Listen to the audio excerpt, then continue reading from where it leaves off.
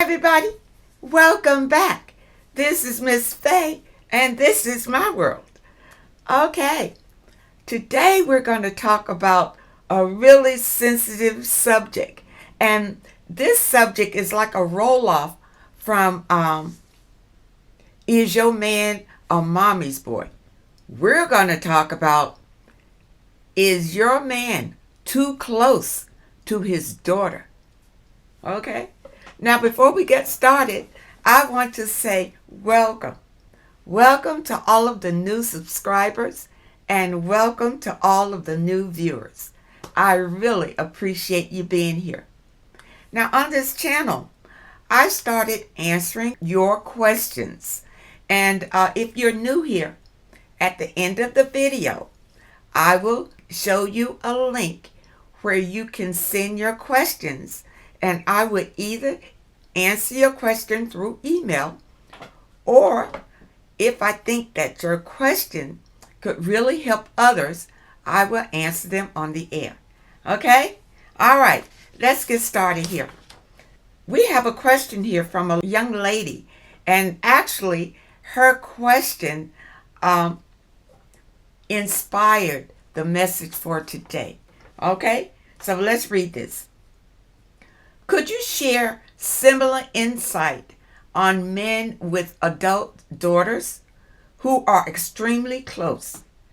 He raised his daughter in his home, and she's about 40 now. He helps with raising her child, his grandchild, and the daughter considers him her best friend. All right, this is a father, all right. She calls to talk every day, throughout the day, even when he's out on a date or away on a trip. When I met him 6 years ago, she was living with him. He later bought another home and left her and the child at the original home. All right. A few years down the line, she was living with him at his new home. She was staying with him until she bought her own home.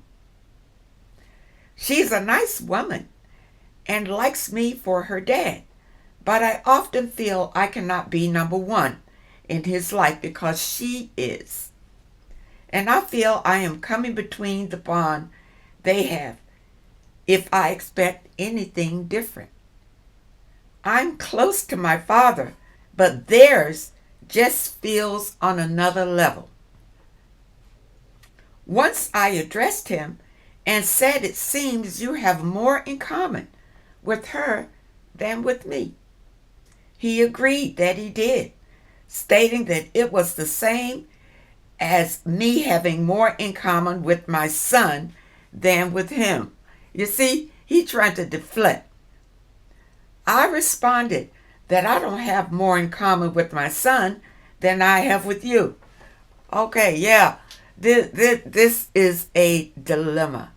And I tell you, I have had pretty close experience with something like this. I dated a man once, and I didn't date him long. And because of this, he was so close with his daughter. He took her to school every day. He picked her up every day. After school, they would go out and have dinner together, eat out, whatever. And then I think she lived with her mother at that time. But this man was on this girl every single day and all hours of the day. And plus, when she went off to college, you see, he was up there every weekend. He knew every boy that tried to talk to her, and he was all in between it. You understand? I sympathize with your dilemma. I left him because of that. If I'm not first, then I don't want to be in it.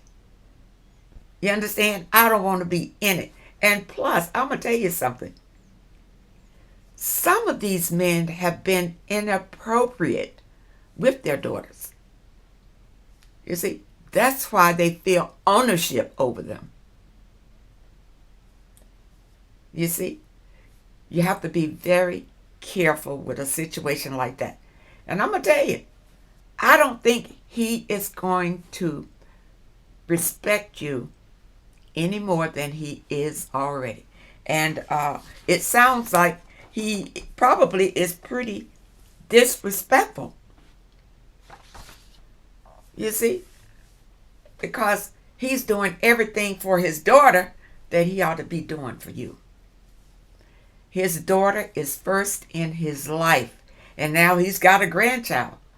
So his daughter, the grandchild, and maybe you. It's up to you if you want to deal with this. Let me see. Is this your husband or you just dating? I think you're just, let me see. I met this man 6 years ago. It looks like that you're still just dating this man. I wouldn't, personally, I wouldn't put up with it. I would leave him. I would not be second. Now, don't settle. See, you maybe you feel like, you don't want to lose having a man in your life. But if he's already chosen the woman in his life, which is his daughter, where do you fit in? You don't. You don't. You see? So use your free will. And if you're not married to this man, I suggest you let it go. He's never going to change. Ever. You understand? You're always going to be second. Now, if he's treating you well and you're okay with the situation, you certainly have free will. You can stay in it as long as you want to stay in it. But remember this. When you show, now I'm going to go spiritual on you because I'm a spiritualist. Okay? What I want to tell you is, when you show the divine that this is what you want by staying in it, then the divine will give you more of what you're getting. You understand? If you want things to change in your life, you have to change. You have to change. You can't change anybody else. You change. You see? And jumping in his face and telling him about his daughter and he needs to treat you. I told the man that I was with one time that he needed to treat me as good or better than his daughter. And he just looked at me strange. It never changed, and I'm out. I'm out. I don't need the headache. You understand? And you don't either. You see? There are men out there who will appreciate and love you. It just may take some time before that man approaches you. But this, I wouldn't put up with it. Okay? All right. Let's go to another one of these letters. All right. Now, this one is about young girls having babies. All right? One thing that I see out here today is young girls or women having babies before a man commits to them. They could use birth control or abstinence. They put themselves in a terrible position when they plan a pregnancy without a man's consent. If you can, please address this issue in the video. Okay, here we go. Here we go. All right, I see a number of things here. All right. Number one, young girls or women having babies before a man commits to them. All right. Let's go to that phrase, until a man commits to them. Many times, these women feel that the men did commit. Many times, they feel like the man did commit. You see? But once the baby comes and the responsibilities roll in, now the man wants to take off. It's too much. And that's why a lot of, especially younger girls, younger women, have children and no man around. They had a man, they had the kid. You see, the man consented when he had sex with her. He didn't wear a condom. So in a way he did give his consent to whatever happened, happened. You understand?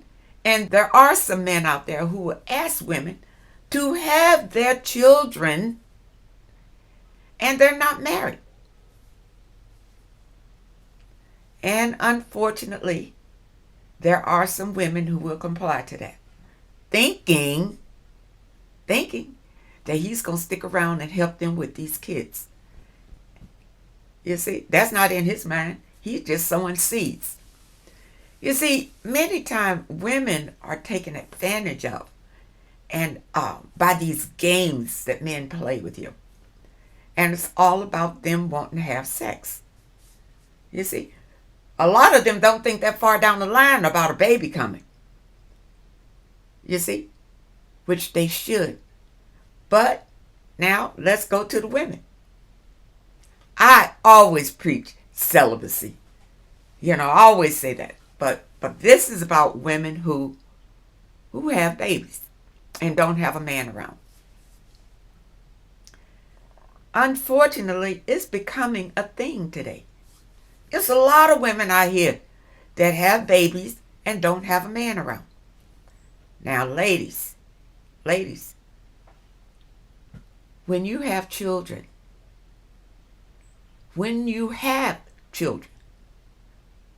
make sure that you can support your children on your own income. Okay? Don't have children thinking that the man is going to support the child. Sometimes and sometimes not. You see? If you can support your own children, then whatever he does, if he supports them, then that is just extra for the kids. But if he doesn't, then you're not left out in the cold. You see, in today's society and the way that men are, and they do not respect women anymore. They don't respect, most of them don't. I'm going to put my disclaimer out. I'm not talking about all men, but a lot of them don't. And they'll go around and have these little ones and, and take off. And leave the woman holding the bag. So I don't blame the women for having babies. I don't blame them. I blame the men, because many times they're just taking advantage of the woman. But women have to bear some of the blame too, because women, take care of yourself. If you don't want to have children, you don't have to have them. Just make sure that you have protection in your pocket to put on him if that's what he wants. If you decide that you want to have sex with him, protect yourself. I always say that. But as far as babies are concerned, I say, women, if you decide to have children, whether you're with a man or not with a man, maybe he's shaky, maybe you just want a child. You just want to have a child. You see, the man, he'll consent to it as long as he doesn't have to pay for it. You understand? Yeah, the blame can go both ways. And women, you really should protect yourself. But I understand how it happens, because men play so many games with you. And they will seduce you. And you've gone into a sexual experience that you didn't plan on. And you could get pregnant. You see? You could get pregnant. Now, whose fault is that? Okay? Whose fault is that? It is just, I'm not going to put the blame on anybody. I'm going to say that is just a blessing. Because children are a blessing. They're a blessing, and they should be looked at like a blessing. You see? And women, even young girls who have babies out of wedlock, they should not be made to feel a certain way because they have these children. You see, many of them never had the correct guidance growing up and information on these things. You see? And the men too. And that's why these things happen. So, no blame. Yeah. No blame on this. I just feel like, responsible people, they're going to plan a pregnancy. If they're responsible and they have the right information. And see, this goes back to the parents. There are still parents out there who won't talk to their children in plain English about sex and how not to have children. They don't have the right guidance on how to prevent pregnancy. You see? They come of age and they want to have sex. But nobody has, it's still young people out there who are getting their information from each other. No grown-up is guiding them at all. So it's just a hit and miss. And plus, now look at this. Some of these young women are just following a pattern that their own mothers did. Their own mothers may have had a child out of wedlock, them, and now they call that a generational curse. If it comes down from generation that the women in the family have babies out of wedlock and it just keeps going down like that, that's a generational curse. And people need to understand that too. So when these things happen, what I'm saying is try to be open to the situation and why it happened. But my advice to women and young girls, if you don't want to have children, make sure that you protect yourself by taking yourself down to the drugstore, getting you some condoms, putting them in your bag, your purse. And now this is if you're sexually active. And when the occasion arises that he or you decide you want to have sex, all you got to do is go into your purse, pull it out, and you're ready to go. Because a lot of men don't walk around with condoms. They don't walk around with condoms. You see? So I do teach that women should protect yourself. Don't depend on a man to do that. Okay? So I hope that my advice helped on that one. Okay? So now let's go to another one. This comes from a lady that says, I don't know what to do with my husband. Okay? I'm on husband number 4. We've been together for 6 years, married for 4. Well, we had a ceremony without a marriage license. So based on the laws in Maryland, we are not married. Well, I want to stop right there. When you got married, did you make a promise to the divine? Did you make an oath to the divine to take this man as your husband? If you did, you're married spiritually, but you're not married legally. Okay?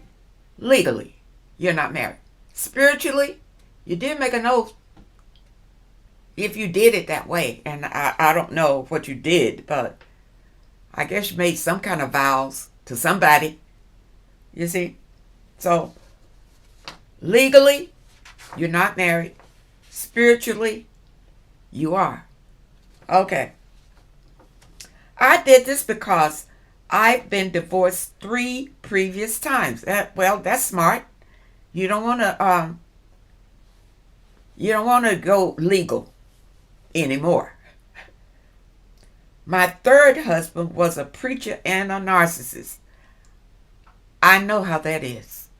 My father was also a preacher and a narcissist. So I know how that could be. So after I divorced him, I didn't want to blend my assets with anyone. Smart. Anyway, I met my now husband when I was still going through my 3rd divorce. He's almost 10 years older than me. I'm 45. All right. You still young and spry.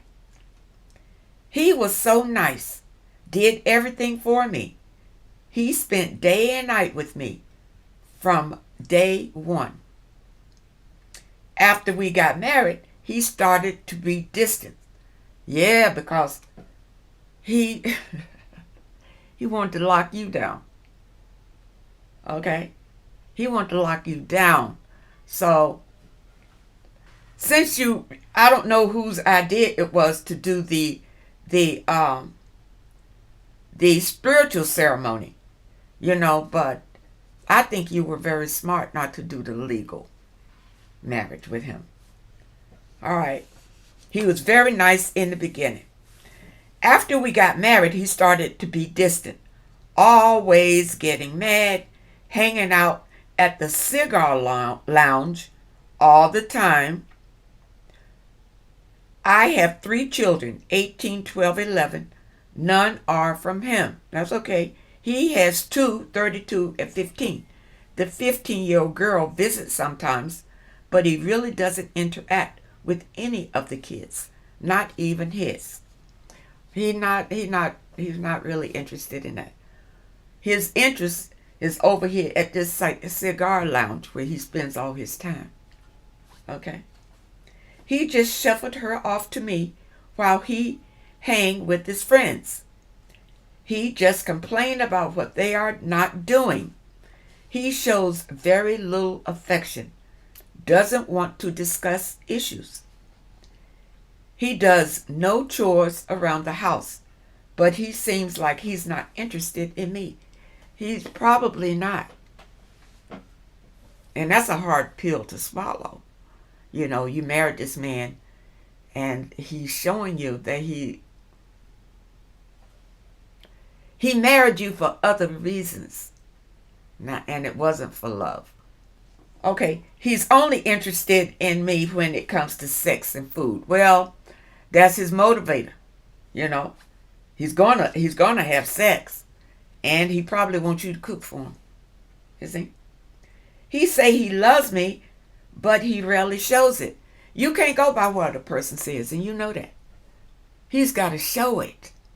He's just saying that he loves you, to appease you, to keep you doing what you're doing.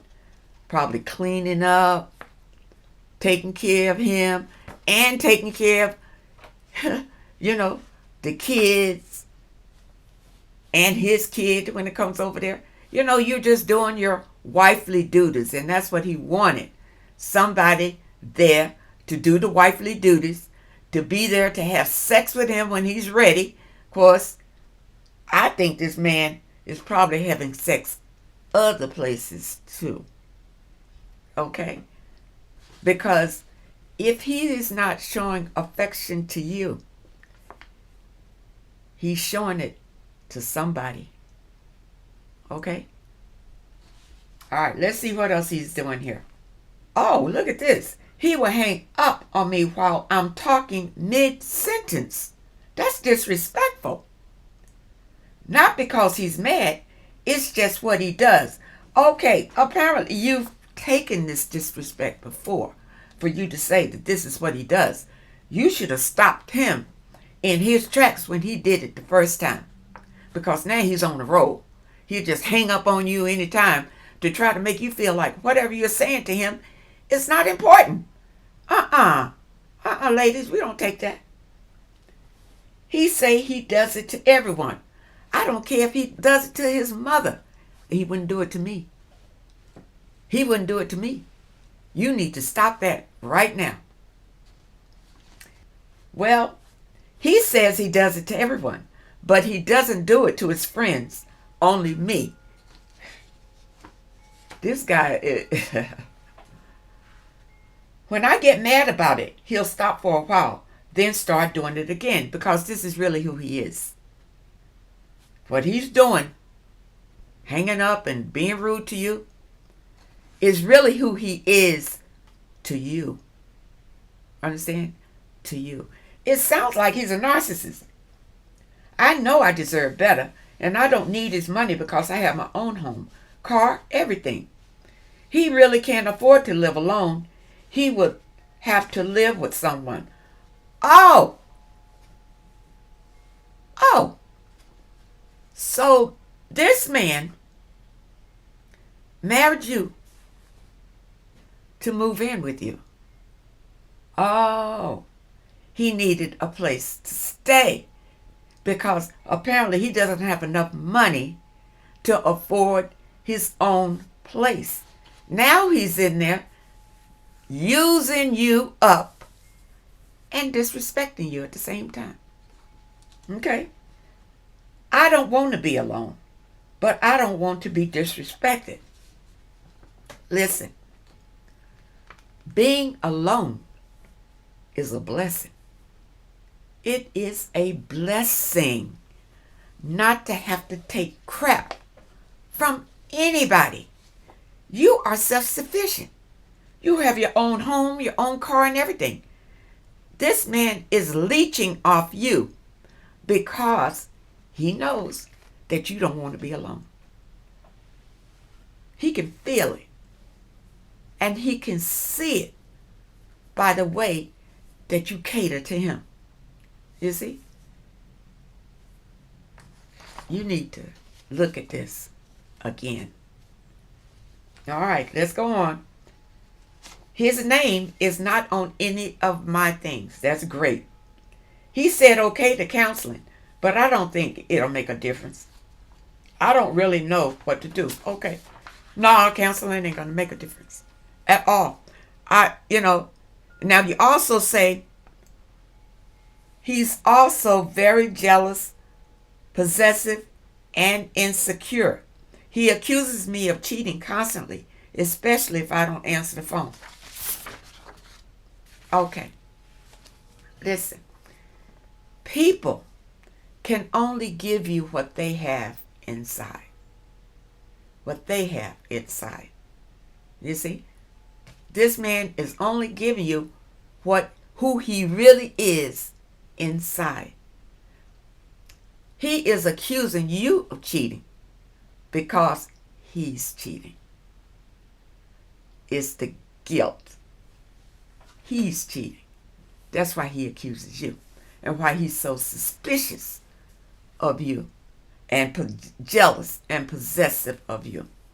You see, number one, he knows he's using you and he doesn't want you to get away from it. You see, he's so afraid that one day you're going to wake up and get rid of him and maybe find somebody who's more suitable for you. So yeah, that's why he's jealous and possessive, because he's leeching off you. And my advice, because I don't pull any punches with you. My advice, you don't need to be with that man. Number one, he sounds like a narcissist only because number one, he moved in on you. And now, as soon as he did, he's disrespecting you. You see, when I was with the narcissist that I got involved with, he persuaded me, this was before I was spiritual, and this before what I know now. In fact, that experience taught me a lot about the narcissist. Now, when I allowed that narcissist to move in with me, he switched just like that. Just like that. All of a sudden, he was angry all the time. He didn't, he wouldn't even talk to me, acknowledge me, unless it was time for sex or time to eat. Any other time, he was out just like your man, out with his friends or whatever. You see? That's what I'm saying. This man sounds like a narcissist. And I don't know if you were with a narcissist before, I see in your letter. And I'm going to tell you something. You probably didn't heal from the abuse that you suffered from that first narcissist, the preacher. You probably didn't heal. You probably just rolled over eventually into another relationship. You see? If you don't heal from narcissistic abuse, another narcissist will come. Because remember, people, life is about lessons and blessings. And if you don't learn the lesson, the divine is going to bring it back for you to learn. You understand? So I believe because you did not heal from the first, that preacher narcissist, you didn't learn the lesson, that's why you picked up this man. This man sounds like another narcissist. Really. And he is taking advantage and probably sucking the life out of you. Okay? Now, you have free will. But this man is never going to change. He is who he is right now. That's who he is. Now, if you have free will, like I said in for that other letter, see, the divine looks at these things. Whatever you accept into your life, the divine will give you more of it. Because you're saying, yes, I like this. This is what I want. You see? So the divine gives you more of it. But if you reject it, the divine will send you something different and better. You see? Because you learned the lesson to reject any toxicity that comes into your life. You see? It's all spiritual. It's all spiritual. And once people understand that, your life will make sense. And you'll be able to make better decisions. You see? So I hope that my advice was helpful today. And for those of you who would like to send in your question, here it is. Send it to MissFaye'sWorld@hotmail.com. That's MissFaye'sWorld@hotmail.com. And I will answer your question either through the email. Now, if it's a private question and you don't want me to share it, just note it in the email and I will just send you an email to respond. And if you don't, well then, if it's something that I feel that the others can benefit from the answer, then I will do like I did today. I'll read it online. So, people, I wish you well. I love those comments that you leave. Just keep them coming. I read them every evening. It really lets me know how you feel about these messages. So, thank you all for your support. I want to thank those who leave a donation. I really appreciate it. And I wish you all well and much happiness. And I hope to see you next time.